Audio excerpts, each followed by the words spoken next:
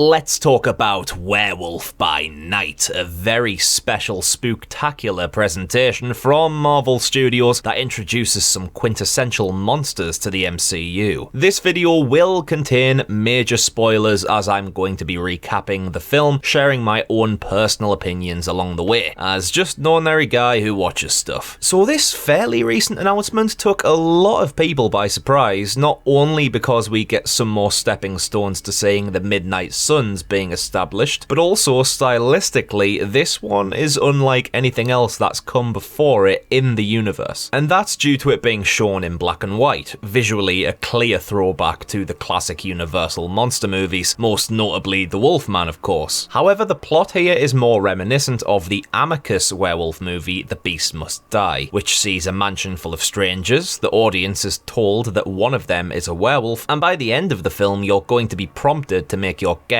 based upon what you've seen throughout. A fun little film, if slow in parts, but it's a definite inspiration here. Now let's sink our canines into Werewolf by Night a little deeper and see what mysteries we can unravel. Well, the main mystery here surrounds the Bloodstone, an ancient and powerful stone that has been used for generations in the crusade against monsters. Its owner, Ulysses Bloodstone, has died, and thus a group of esteemed hunters are invited to the estate. A monster has been set loose, and whoever can topple the beast shall claim ownership of the Bloodstone. I love how they kept the Bloodstone in colour here. That was a nice touch to signify its attractiveness and importance within the world. The hunting element combined with the enclosed location here gave me vibes of The Most Dangerous Game from 1932. I really enjoyed this setup, as well as how not long after the hunt begins, the hunters start to go after each other to whittle down the numbers and increase their odds of claiming the Bloodstone. That was sick. Of course it differs from my Beast Must Die comparison here, with that film telling you flat out one of the characters is a werewolf, guess, whereas here the hunt takes the focus with there just happening to be a werewolf among them in disguise. A smart move to be honest, as many people watching this will already have an understanding of Werewolf by Night, and so as soon as the main male character being followed names himself as Jack, you know exactly where it's going. So the film never bothered to add any kind of mystery or mystique about which of the hunters was Werewolf by Night, which would have only been ineffective tension and led to an obvious dud climax, so kudos to the writers bypassing that entire trope. I mean, I think they bypass a lot of the usual filler you may expect by now and make the entire experience a compact sub 50-minute experience. And I love that. Not only is that somewhat similar to the runtimes of horror movies of the 20s and 30s, a lot of them not much longer than an hour, even though this film is notably shorter than that, my point here is they don't waste any time. They delivered exactly what they wanted to and didn't have to fit a formulaic structure. It made its own structure. It didn't have to be 2 hours long or a full series. It's a very simple film with a simple premise, working more as a prelude to future Marvel projects such as Blade. And I'm a huge fan of that. Marvel's output for the MCU has become so saturated in Phase 4, and I'm so far behind with everything. I haven't even finished Hawkeye yet, but with Werewolf by Night they make it so digestible and streamlined. For the better. Would I have liked another 10-15 minutes? Yeah, I would. However, I'm not angry about what I was given. It was a delicious little taster rather than an all-you-can-eat buffet that makes you get food poisoning the day after. So thumbs up there. Thumbs up for the aesthetic as well. The set design with the labyrinthian hunting grounds was a really cool setting, very fitting of its Universal influences. On top of that, the classical remix of the Marvel logo was so good, with slashes and lightning crackles, topped with a brilliant score by Michael Giacchino. Hope I'm pronouncing that right, apologies if not. One thing I absolutely need to discuss is what the monster that has been let loose is. It's Man-Thing, a really nice introduction for Ted Sallis here, and some good comedic moments surrounding his nickname being dead. He's in cahoots with Jack, trying to steal the Bloodstone as a team and break out of the complex, and I did enjoy their little partnership here. But in all honesty, there were a couple moments where the CGI of Man-Thing wasn't all that slick. Certainly not the strongest we've seen in the MCU, but then again that's been a bit of a meme regarding the overall quality of Phase 4. It doesn't bother me all that much, but it did stick out to me a little bit. Like, this makes the film go down a creature feature route, very much like Creature from the Black Lagoon as an obvious comparison, and because of that it kinda made me wish somehow Man-Thing could have been animatronic like a Star Wars creature. That would have been awesome, but no harm done with how they've done it. When it comes to Werewolf by Night, however, I I loved how he was done. Very Lon Chaney Jr. in design, looks slap bang out of the comics. He's incredibly athletic, which reminded me of Frederick March's Mr. Hyde. Just overall, it's a really awesome first impression left. The transformation scene was well handled, with the change occurring behind the camera, with Elsa's reaction being front and centre. That worked very well, and the build up to finally seeing Werewolf by Night in full was awesome. I do hope that in future appearances, though, we get to see a full-on American werewolf in London style change. That'd be nice. Not only did I like Werewolf by Night as a monster, I really liked Gael Garcia Bernal as Jack Russell. Best alias for a comic character ever, by the way. He's someone I'd really like to see return as part of an ensemble piece. Laura Donnelly as Elsa Bloodstone was also really charismatic and well cast for me. She and Bernal work well on screen together with solid chemistry. Another element I thoroughly enjoyed was the gore. Arms get cut off, people get shot with arrows, people get melted to bloody meat. We even get a brilliant corridor shot, which Marvel adores from time to time, as Werewolf by Night slashes through some foes under flickering light. It looked badass. The way the blood splattered the camera lens as he continued his attack, that was a great touch. It makes me more confident in the Blade reboot that they're going to utilize some gory elements, something which a lot of Marvel fans feared would be lost under a Disney version of the character. The film ends with Elsa claiming the Bloodstone and the world turning to colour alongside Somewhere Over the Rainbow, of course mirroring the sepia tone Kansas shifting to the Technicolor Oz. And that wraps us up. I really enjoyed this one. It's provided a solid platform for future monster-themed characters to appear in the MCU. In itself, it was a short and sweet, unpadded box of tricks that went down the gullet satisfyingly. A couple tweaks I'd have liked to have seen made to the production quality, though I'm unharmed by the way it is. Overall, I really enjoyed it. So there we go, that was my honest review of 2022's Werewolf by Night. Let me know in the comments what you thought, whether you agree or disagree with my thoughts. And until next time, I've been Connor from Unleash the Ghouls. A cheeky sub would be much appreciated if you enjoyed this video, as well as the notification bell being slapped so you know when we release new honest reviews and nightmare fuels. The decision is in your paws. Cheers out.